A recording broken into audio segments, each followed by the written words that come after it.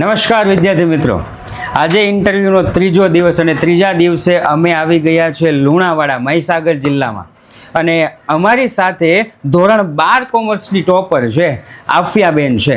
તો સૌપ્રથમ આપણે આફિયાબેનને એવું પૂછીએ કે તમારું નામ, તમારા કેટલા પર્સન્ટાઇલ અને તમારા કેટલા પર્સન્ટેજ છે એ જણાવો.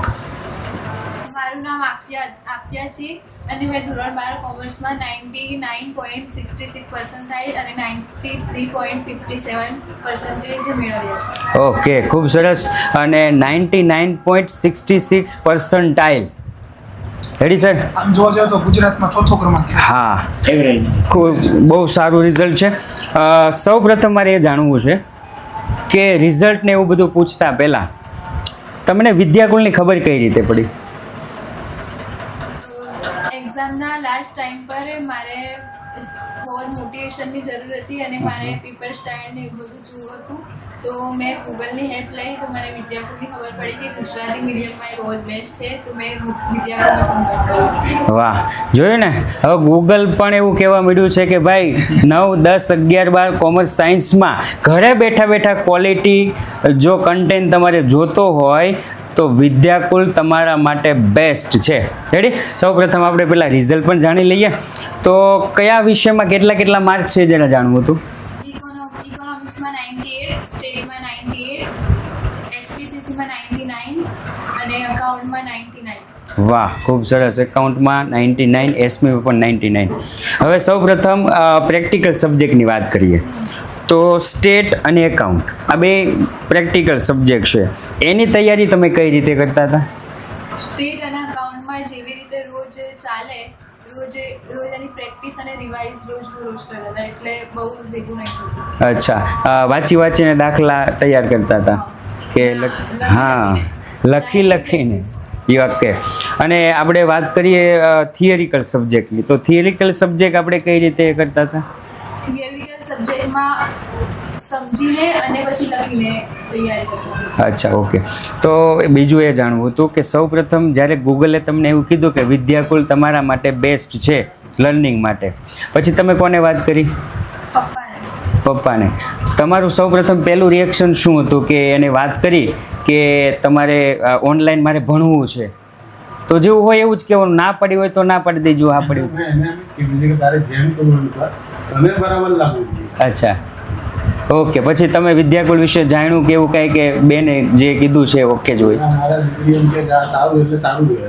અચ્છા, વાહ, હા, ખૂબ સરસ. બેનને આપી દીજો. ચાલો આગળ, જો વીડી સાહેબને કંઈ પૂછવું હોય. જરૂરથી. યસ. બેનને એક પ્રશ્ન પૂછવા માંગીશ કે તમે જ્યારે ધોરણ 10માં તમારું રિઝલ્ટ શું આવ્યું હતું? 98.99. વાહ, સરસ. એટલે પહેલેથી જ પર્સન્ટાઇલ તો પણ પહેલેથી જ આમ બહુ સારું રિઝલ્ટ છે અને વધારો હજી થયો જ છે. તો તમે જ્યારે ધોરણ 10 પછી 98% એનો મતલબ સાયન્સ સ્ટ્રીમ પણ તમે લઈ શકતા હતા, પરંતુ તમે કોમર્સ પસંદ કરવાનું મુખ્ય કારણ તમારું શું હતું? ફાઇનાન્સ અને બિઝનેસમાં મને ઇન્ટરેસ્ટ છે. જો વિદ્યાર્થી મિત્રો, ઘણા વિદ્યાર્થીઓ સાયન્સ અને કોમર્સ શું કામે પસંદ કરે કે મારે ટકાવારી વધારે આવી છે એટલે સાયન્સ પસંદ કરે, મારે ટકાવારી ઓછી આવી છે મારાથી મહેનત ઓછી થાય એમ છે એટલે કોમર્સ પસંદ કરે. પરંતુ ના, તમારે જો કઈ વસ્તુમાં ઇન્ટરેસ્ટ છે, કઈ વસ્તુમાં રસ છે, એ રસને આધારે જો તમારી સ્ટ્રીમ પસંદ કરશો તો તમે એમાં પણ તમારું ટોપ નંબરનું કાર્ય આપી શકશો. હિરેન સર? સવાલ તો ઘણા બધા જામેલિયા સરે કરી દીધા, પણ એક સવાલ એક એવો મારા દીકરા તમને પૂછવો છે કે મોબાઈલ ફોનનો તમે યુઝ કરતા હતા, તો ઘણા બધા વિદ્યાર્થીઓ છે મોબાઈલ ફોનનો ઘણો બધી રીતે અલગ અલગ રીતે ઉપયોગ કરતા હોય છે. તમારા માટે મોબાઈલ ફોન વરદાન રૂપ થયો કે શ્રાપ રૂપ થયો તમારે જણાવવાનું છે? કેમ, કેવી રીતે? આપણે જેવી રીતે એનો યુઝ કરીએ, આપણે સારો યુઝ કરીએ તો વરદાન બની રહે અને ખરાબ યુઝ કરીએ તો શાપ બની રહે, પરંતુ એનો શિક્ષણ માટે, સ્ટડી માટે જ વધારે ઉપયોગ કર્યો, મેં એટલા માટે વરદાન બન્યું. તો પછી તમને ક્યારે એમનું થયું કે ચાલો હું આનો મિસયુઝ કરું, શું કોને ખબર પડે છે, ક્યાં કોને જોવાનું છે, તો એ કેવી રીતે કંટ્રોલ કરતા તમારા માઇન્ડને? રોજ મોટિવેટ સ્પીચ સાંભળતી હતી અને રોજ મારો ગોલ મેં દિવાલ પર લખી રાખ્યો હતો કે મારે આટલા લાવવાના છે. જ્યારે હું દેખતી હતી તો કોઈ પણ મિસયુઝ ન થાય. બહુ નાની વાત છે પણ બહુ ઇમ્પોર્ટન્ટ વાત છે કે જ્યારે પણ તમને કોઈ તમારું જે લક્ષ્ય હોય અને ત્યાં તમારે પહોંચવું હોય પણ તમે ત્યાં ન પહોંચો તો એના માટેના ઘણા બધા કારણો હોય. જેમ કે તમે મોબાઈલ ફોનનો યુઝ કરો છો તો એ શેના માટે તમે યુઝ કર્યું તમારે યાદ કરવું પડે કે મારે આ મોબાઈલ ફોનનો યુઝ મારા અભ્યાસ માટે કરવાનો હતો, પણ એની જગ્યાએ જ્યારે તમે આ મોબાઈલ ફોનનો દુરુપયોગ કરો છો ત્યારે તમે ઘણા બધા પાછળ વયા જાઓ છો. એટલે અહીંયા કહેવાનો મતલબ એ છે કે મગજને માઇન્ડને કંટ્રોલ કરવું પડે. માઇન્ડ જ્યારે કંટ્રોલ થાય, પોતાનો જે ગોલ આપણી સામે લખી રાખ્યો હોય અને નક્કી કરી રાખ્યો હોય તો 100% તમને રિઝલ્ટ મળે. અને આ બેને પોતે હાસિલ કરીને બતાવ્યું છે અને એટલા માટે જે વિદ્યાકુળની ટીમ એના આંગણે પધારી છે. બરાબર. બીજી વસ્તુ બેન મારે વાત કરવી છે કે કોઈ પણ ટોપર હોય એમને ટોપર નથી બનતા. એના આખા વર્ષની અંદર એણે ઘણા બધા અપ્સ એન્ડ ડાઉન્સ જોયા હોય. તો ઘણી વખત મોટિવેશન મળે ત્યારે તો આપણે ઉત્સાહમાં હોય જ, પણ ક્યારેક આપણને એમ પણ થાય કે બસ બધું છોડી દઉં, હવે નથી કરવું, હવે થાકી ગયા છીએ, હવે કાંઈ કરવું નથી, હવે મારે નથી બનવું ટોપર. તો એ સમયે તમારા મગજને કઈ રીતે તમે મોટિવેટ કરતા એ મને જરાક જણાવો મારા દર્શકોને. ફર્સ્ટ અને સેકન્ડ એક્ઝામમાં સ્કૂલમાં 3rd પોઝિશન આવી. ઓકે. તો પહેલાં તો બહુ જ અપસેટ થઈ ગઈ, પણ પછી લાગ્યું કે મારા મહેનતની થોડી 50 રહી ગઈ છે. પછી મેં થોડી વધારે મહેનત કરી તો મારું ગોલ હતું એ મેં. ઓકે, હવે મારે એમના પપ્પાને સવાલ પૂછવો છે. તમને એ સવાલ પૂછવો છે, પહેલી વખત તો જ્યારે રિઝલ્ટ જોયું ત્યારે કેવો તમારો આમ પ્રતિભાવ હતો, કેવું રિએક્શન હતું, તો અને તમે તમારી દીકરી વિશે શું કહેવા માગો છો? મને તો તકલીફ હતી કે એનું 11મા અને 12મામાં જ્યારે રિઝલ્ટ આવ્યું તો 10મામાં ફર્સ્ટ હતી. હા. એના પછી એ જે મહેનત કરી હતી મને ખબર હતી કે એને ફર્સ્ટ જ આવડ્યું. 11મા અને 12મામાં એને બીજાથી ત્રીજો નંબર હજી આવ્યો નથી પરીક્ષામાં. પણ એના પછી એનો ક્લાસ ટીચર છે 12મામાં, એમને કીધું કે ભાઈ મને ખબર જ નથી કે તારા છોકરીના સારા માર્ક્સ છે, એ આવવાની છે ટોપ. એટલે મને તો ખાતરી હતી કે આવશે ટોપ. એ તો ખ્યાલ જ હતો. એટલે માતા પિતાને વિશ્વાસ હતો, એમના અબ્બુને વિશ્વાસ હતો કે નહીં 100% રિઝલ્ટ મારી દીકરી લાવશે. અને એની ઉપર વિશ્વાસ એ બાળકે પણ પોતે વિશ્વાસ જીતો. બરાબર. તો અમુક વસ્તુ આજના જે ઇન્ટરવ્યૂની વાત કરીએ, બહુ નાનકડું સર આપણે ઇન્ટરવ્યૂ લઈએ છીએ. કોઈ ક્વેશ્ચન સર હવે? બરાબર છે. અરે હોય જ ને. ઓકે, હવે તમે ભવિષ્યમાં શું આગળ કરવા માગો છો? હવે મારી ડિગ્રીનું તો કોઈ ગોલ નથી, કારણ કે હવે ઇન્ડિયામાં ડિગ્રીનું બહુ વેલ્યુ નથી, એટલે મારે કોઈ પ્રોફેશનલ કોર્સ જ કરવો છે. Skill base course. શેમાં જવા તમે ઈચ્છો છો? CA, CS, SSC, just like. અચ્છા, ઓકે. ઘણી વખત છે ને વાંચતા મને બહુ કંટાળો આવે, અથવા હું બહુ ભણું તો મને કંટાળો આવે. તમને આવતો?